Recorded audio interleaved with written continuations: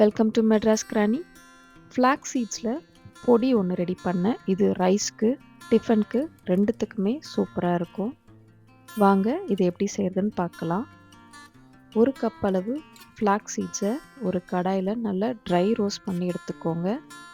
1-2 இந்த மாதிரி வெடிக்க ஆரம்பிக்கும். அந்த டைமில் வந்துட்டு ஒரு பிளேட்டில் ட்ரான்ஸ்ஃபர் பண்ணி வச்சுக்கோங்க.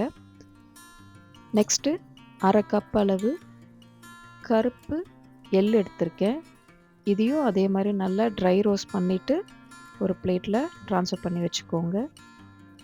இதுக்கப்புறமா 2 டேபிள் ஸ்பூன் அளவு கடலைப்பருப்பு, இதையும் நல்லா ஸ்லோ ஃப்ளேமில் நல்லா ட்ரை ரோஸ்ட் பண்ணுங்கள்.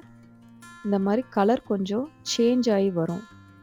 அந்த டைமில் இதை ஒரு பிளேட்டில் ட்ரான்ஸ்ஃபர் பண்ணிக்கோங்க.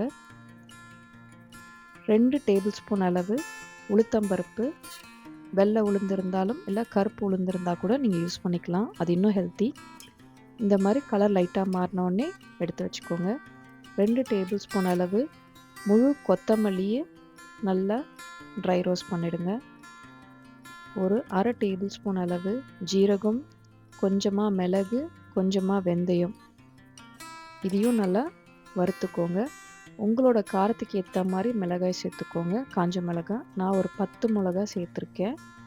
அது கூட ஒரு 5-6 பல் தோல் உரிக்காத பூண்டு சேர்த்துருக்கேன்.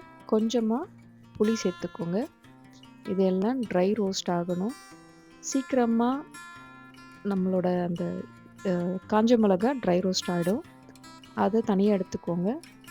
பூண்டு, புளி, கருவேப்பிலை இது எல்லாத்தையும் போட்டு நல்லா ட்ரை ரோஸ்ட் பண்ணுங்கள். இது கொஞ்சம் டைம் ஆகும், பட் ஸ்லோவாக பண்ணுங்கள்.